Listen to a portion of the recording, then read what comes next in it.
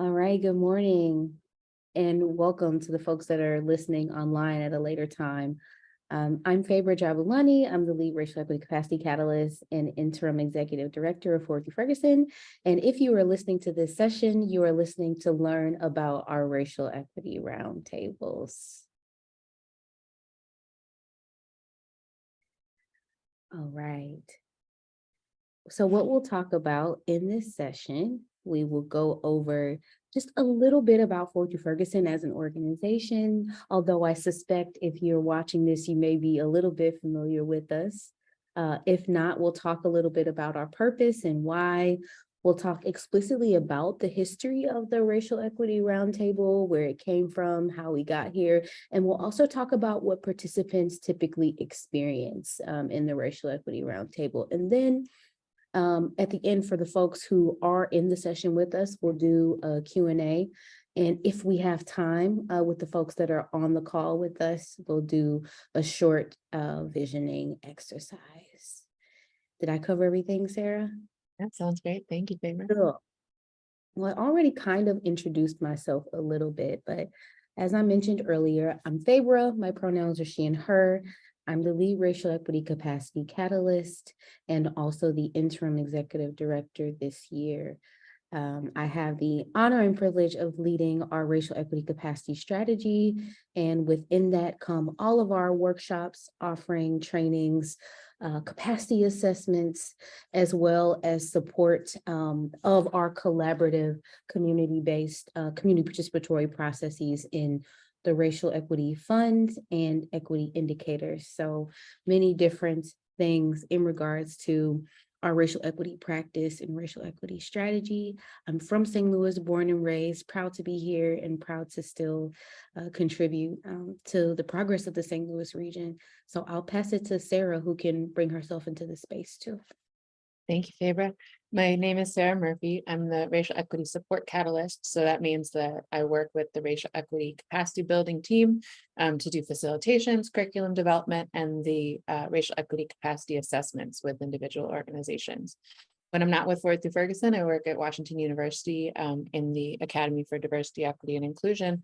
And so overall, I'm here to think about supporting adult learning so that we can move the region towards racial equity, towards the type of positive change to see the region grow and live into its potential and see the change that will support everyone in surviving, not only surviving, but thriving.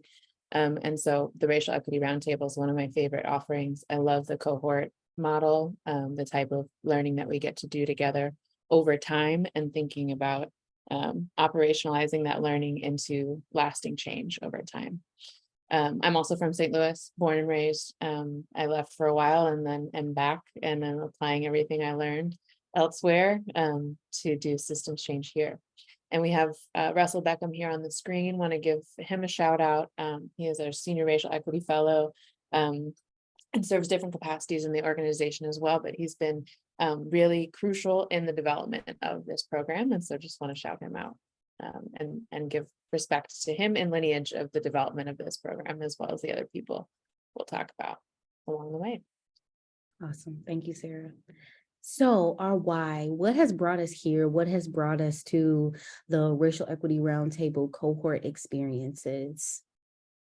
So as some of you may know, or the majority of you may know actually, that Ford v. Ferguson actually came out of the Ferguson Commission, which was called in 2014 after the killing of Mike Brown Jr. in Ferguson, Missouri. We always want to start with our why and start with our purpose, because our context gives perspective, not only to where we are, but where we're going. And so we just like to start with that.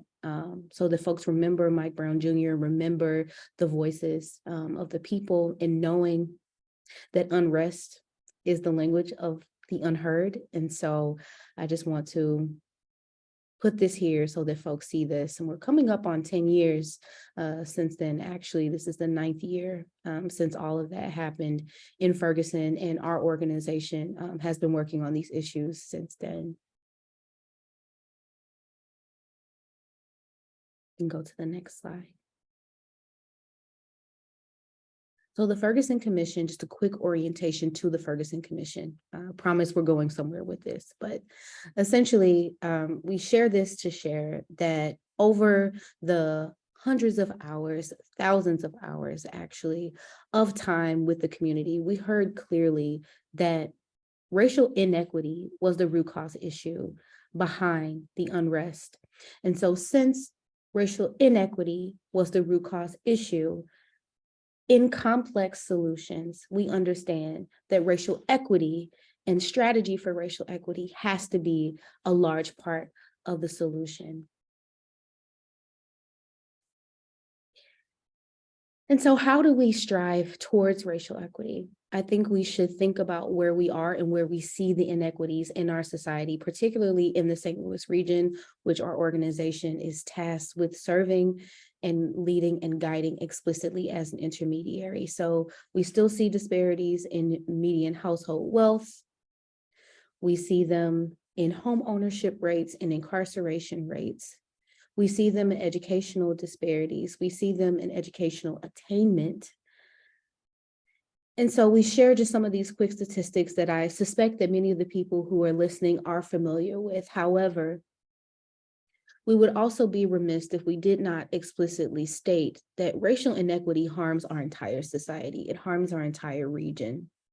And so as we think about change, we also think about the case for racial inequity hurting all of us. And so we invite you all to imagine in a racially equitable St. Louis region, in a racially equitable United States, we could earn so much more and have so much resource if these gaps were closed. And so we always like to just orient as a quick level set that yes, racial inequities explicitly harm people of color in this region, particularly Black folks in this region, and racial inequity puts limitations on our entire society and on our entire region. That is data from 2012. The number is much larger. I can definitively say that. And so our mission. Since the Ferguson Commission sunsetted and Fort Ferguson incorporated as an independent 501c3, it has been our role as an intermediary to center impacted communities, to mobilize accountable bodies, and to work towards being a catalyst for change within systems, change within people, and change in the way we think about what's possible. And so we advance racially equitable systems and policies to ensure that the St. Louis region can thrive. And we're also positioning ourselves, since it's been 9 years, since it's been 7 years as an organization, and we've learned many things about what works about community participatory process. We have a point of readiness to be able to share some of our tools and processes and ways with others beyond the St. Louis community as well. And so if you're listening in from another region, welcome. And we hope that through our storytelling about St. Louis and our tools that we've developed here will also be translatable and applicable to you, since St. Louis is a really special place. If it can work here, it can work where you are as well. Anything else to say about that, Sarah, before we keep going? No, I think you said it well. Thank you. Thank you. We also think it's important, just in case it's helpful, for folks to know what our working definition of racial equity is. And I'd like to credit Dr. Kira Banks, who's one of Ford through Ferguson's founders in facilitation in our models and our theory of change. Her definition is that racial equity is a state in which a person's life outcomes will no longer be predictable by race. A succinct and simple definition, but what we know is that it is complex to fully imagine that and to live that out. And so since it is a complex issue, it will take complex and creative solutions to those issues. So how do we, as Ford through Ferguson, support our region and also other regions that are interested in systems change sort of work? Over the last 4 years, we have been implementing our 2039 action plan. And so our equation for equity, what racial equity, a lived state of racial equity could look like, is that there are essentially three strategy areas. We have to advocate for policy and systems change. We know that change happens when policies change, when systems change, but we know that that's not the only part of what creates long-term change. So there also has to be capacity, readiness, and infrastructure for racial equity, ways of thinking, racially equitable ways of existing and being together as a community, and also thinking about how we cultivate a culture of anti-racism and liberatory practice. And then in that, everything takes human and financial capital. So how we sustain our work and we sustain our movements through philanthropy, challenging the system of philanthropy, and also working with and supporting the system of philanthropy to accomplish that. And then there's a little bit about mindset, and that we encourage people to stay encouraged through heart set for the work, and knowing that change is hard, and knowing that sometimes change takes a long time. And so in staying the course, if we continue through these strategies and through these beliefs, that things can change. And so that is it has been our theory of change and our working implementation plan to the Ferguson Commission's calls over the last several years. Anything else on that, Sarah? Again, thank you. I think you've really said it all. I just want to talk a little bit about within that equation, Ford through Ferguson acts as a wayfinder. So Ford through Ferguson does not operate as a diversity and inclusion trainer or a practitioner. We were created to carry forth the community insight and the vision of the Ferguson Commission, which identified the need for defining the path for individuals, institutions, and the region to move forward from awareness of racial inequities to transformational action that eliminates those inequities. And so Ford through Ferguson acts as a wayfinder in that way. And by that, we mean that we help people and institutions to find their starting point, to strategize the journey forward, and to create next practices and discover how they can be a radically accountable partner in systems change together. So we're really invested in building St. Louis's muscle for activating racial equity and systems change. And you've probably seen this model before. We've talked about it pretty much everywhere we go, but when we reference the path to racial equity, we're talking about this. So this was developed to think about ways for each person, each institution, and the whole region to locate themselves in the key elements of our theory of change.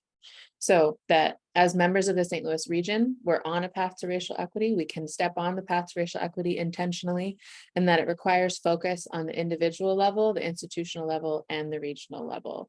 And that before we can transform, those of us well-meaning people who want to jump to transformation, first we must be aware of all of the elements of inequity. About, here it says, lifting the veil, moving through education, thinking about these different common languages here below. And that from awareness, we move into deeper understanding of why inequity exists.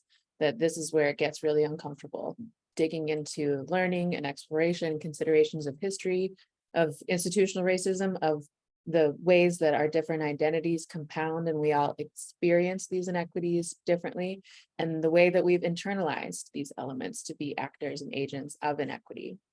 When we can deeply understand that, we move towards being able to take deliberate, transformative action towards equity. So this is really, we'll get more deeply into it in the roundtable, but want to offer this and offer that each stage is crucial. And so, like I said, we want to jump towards transformation, but if we don't move through each one of these stages, we're more likely to replicate, unintentionally perpetuate the inequities that we're trying to change. So we also recognize that this model looks like it's linear. That's gross simplification that, from day to day, the individual can think that you're ready for transformation and then realize you have a new awareness of something. So you jump back and you have to move through it again. And so it's more like a spiral of learning that gets deeper and deeper as we go. And so I want to offer this for all the different spaces. Each one is a layer, it's complex, it's multi-layered, and we offer this as a way to just build shared language so that we can talk about it, so we can name what we're seeing, what we're moving through together, and be on the path along, shoulder to shoulder, alongside each other. Anything else about the model favor before we move on? No, thank you. Wonderful. And then we just want to plug that this shows up in so many different areas in what Ford through Ferguson does. So we're always thinking about radical change, and that means considering root causes, understanding context. Context is so key, and that the way that we interact with our city and with the systems in our city are so multifaceted and complex.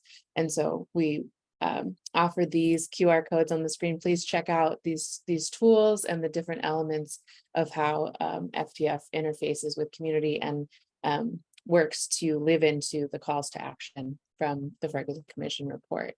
So we have Transforming 911, the Racial Healing and Justice Fund, Re-envisioning Public Safety, and then our work in the education field. So we won't go too deeply into these because we have a brief period of time today, but just want to lift these up, highlight how the organization has collaborated with different organizations throughout the city to elevate these stories and think about transformational change altogether. Thank you. All right. So just want to highlight too that the part of FTF's wayfinding is offering opportunities for folks to build bridges between each other and between now and their visions for racial equity. So today we'll focus on the racial equity roundtables, but want to highlight that there are many offerings, and that to see those, you can visit bit.ly/racial equity capacity to see the full list. Just disclaimer, we are in the process of a new website. And so if it is a little bit hard to navigate the current site that you see, hopefully by the time you see this video, it will be on the new site. But at any rate, the new website is coming. So if you are interested in this after the session and you're not finding the descriptions that are helpful to you, you can email us and we're happy to share the more lengthy pamphlet that gives descriptions of each workshop. Thank you.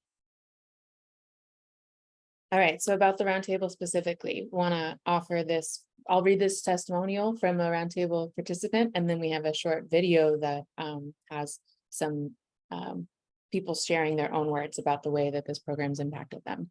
So the roundtable has helped us in thinking through and working to establish continued ongoing practices to habitualize and establish expectations of centering racial equity in our individual behavior and our organizational work.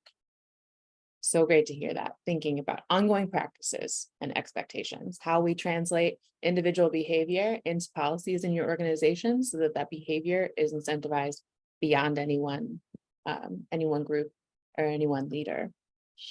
All right, and so now we have a brief 3-minute video from a few of our roundtable participants sharing how this impacted them.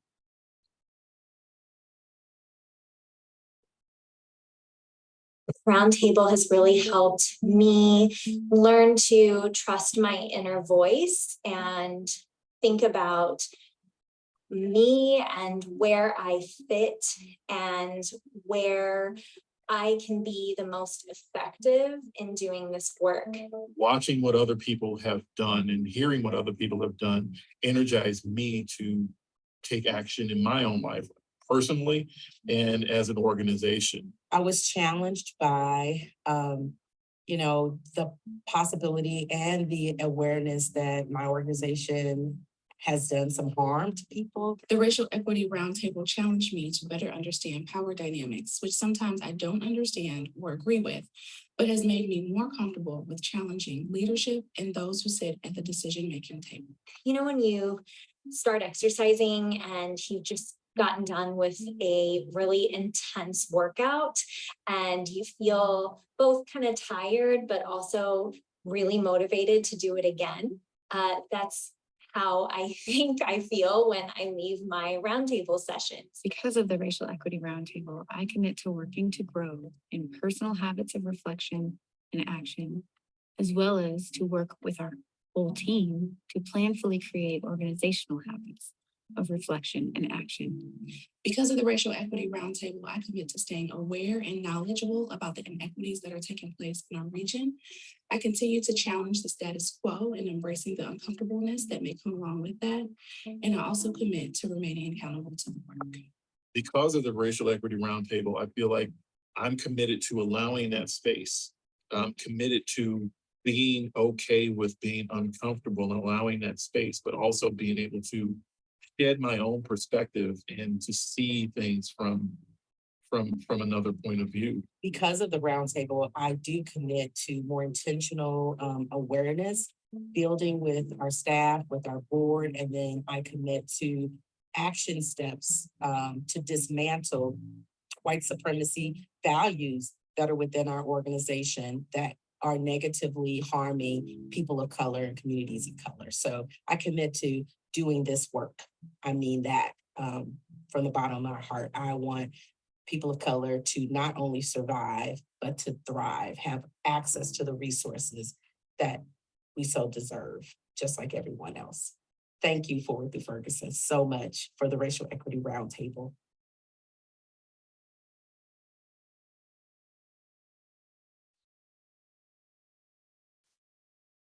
It just warms my heart. I just love hearing from all of our participants. Anything to share about that video, Faber? No, it's just great to watch it. I remember seeing it right after I gave birth to my son, and somebody said, I know you're on a break, and this really wonderful video came out about the roundtable. So if you haven't seen it, please watch it. I remember crying, holding my tiny little baby, watching this video because it was really touching to see the ways in which to hear people's voices. You know, it's different when you read a quote, but actually to see them speak from their hearts about how this program has really improved their thinking, improved their efficacy as leaders within their organizations. And so it is still nice to see a 2-year-old video and it still has relevance. And I know that those people are still doing wonderful things in the community. So, yeah. Thanks for sharing. So how do we get to that? Faber, you want to talk a little bit about the components of what this program is made up of? Sure, the nitty gritty. So the Racial Equity Roundtable serves a couple purposes. It is a leadership development sort of cohort for people who are in leadership positions, people who are in decision-making seats that want to continue to develop themselves in understanding, in frameworking racial equity. And so the way that we do that is through case study. So each leader, each group of leaders will work together on a comprehensive case study about where your organization or initiative is on the path to racial equity under some very specific criteria that we measure. We also work together to provide a tailored experience so that you all have relevant readings, articles, frameworks, and even some discussions of current events that help you all make sound decisions eventually about your action plan. So community building and action planning and resource generation are 3 big tenets, as well as intergroup dialogue. So practicing having tough conversations about relevant issues in regards to race and racial inequity and racial equity. It provides opportunities for people to use their voice, also opportunities for people to listen. That is one of the big takeaways for some folks at the roundtable too, is that they felt that they learned to listen in new ways and to listen into more effective ways. So those are the key experiences: your case study, resource generation, intergroup dialogue, community building, and I would say the final thing would be the action planning. So each organization will leave with an action plan for racial equity. Anything else, Sarah?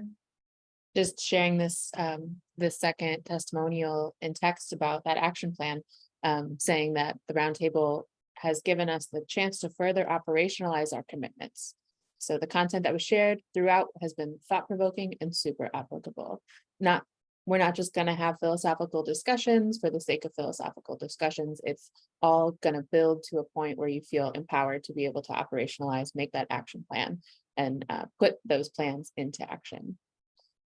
So on that note, what will you get? What are the outcomes? And so we commit to leadership development and a responsive curriculum. Like Fabra said, we have a plan, but like all educators know, sometimes you have to flex that plan, and we'll shift to according to what comes up in the group.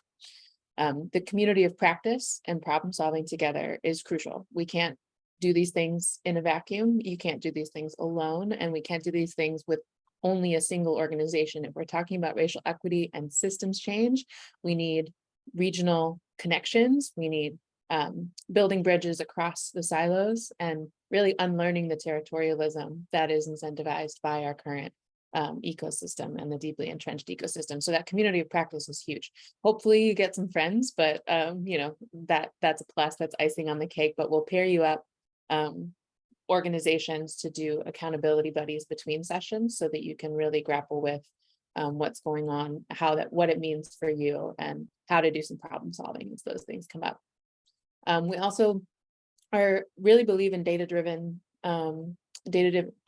change. So we'll offer a baseline and a growth racial equity assessment, outcomes assessment of your institution. So when you come in, you'll take an assessment, and then when you leave, you'll be able to see the ways that your organization has grown in tangible ways, which is helpful for you to go back to the people who maybe perhaps have helped you fund the investment and say, this is really what we got out of this investment. This is how our organization has changed in tangible, observable ways, in addition to the less tangible hard work that we do together. And then really radically collaborative network of regional leaders here below. Like I said before, it's if we're gonna see things change, we have to work together, and doing that over time with a dedicated monthly session to build relationships with touch points in between, and then with hooking into other people who over time have gone through this process, really builds a network of leaders throughout the region. And one more word from a participant. I feel the information and feedback provided throughout the roundtable experience is pivotal in our forward momentum towards our racial equity policy.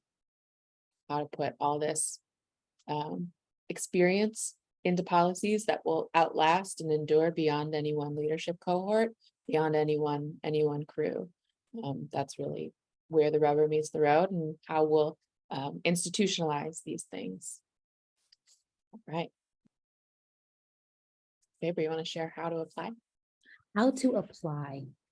We've tried to make the application process even more simple throughout the years. So we have a Survey Monkey link that you can fill out. You'll fill out some information about yourself. You'll fill out some information about your organization or initiative, because there have been initiatives and coalitions that have joined the roundtable together. So whatever your identity is within the landscape, in the region or in the country, wherever you are, you'll talk to us a little bit about that. What we ask is that you enter this roundtable with at least one other person. It will be work. You will need thought partnership. If you are in a situation where you're the only person on staff for your organization or initiative, you're welcome to invite a board member, a community member, a chairperson, a thought partner who does volunteerism. Bring someone with you. Saying that to say, please bring someone with you. So at least 2 representatives per group is what we ask for. The applications, the SurveyMonkey applications, please hit submit on or before May 25th.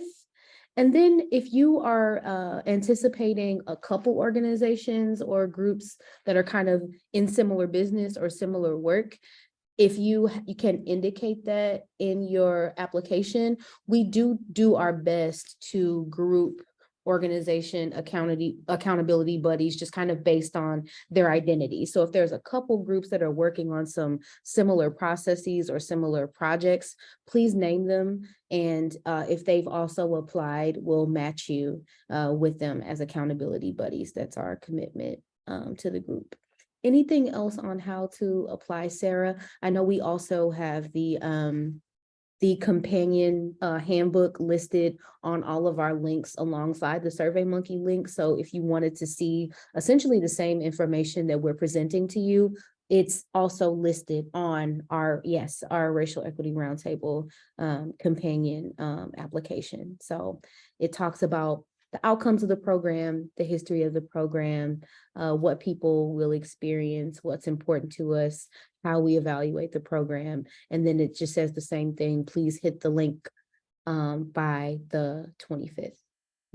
Yeah, and just to expand on the team of two, we really invite someone who has policymaking authority and someone who has cultural impact. And we also invite that you bring at least one representative that's person of color, person of the global majority, especially if they're an executive team member, and if not, come along anyway. And part of that is that we want to be able to have really robust conversations with multiple identities, and we do racial caucusing to think about what our specific work is in this work. But yeah, so it's all there. Here's an application timeline with a lot of specifics, and so we won't read through that, but the key date is please apply by May 25th. And then the sessions will kick off in September 2023. Yes, and so we did keep the dates open here because there's been some years where we got a lot of applications and we had to split the roundtable into two groups. If that happens again, the groups will alternate either between they'll either be the first and third Fridays of September to start, or it'll be the second and fourth. It just depends on the cohort and how many people show up. So that's why it's a little bit open-ended under meeting dates. However, when folks are accepted, they will get the finalized schedule and calendar invitations to every session. And then as far as fees go, total cost is $20,000 per organization. And so that includes participation for 2 to 3 representatives, 10 monthly meetings, and all of the things that come along with that. We want to highlight that if your organization is a nonprofit, a small business, or an initiative that's led by people of color, people of the global majority, you can apply for a scholarship along with the application, and we'll work with you.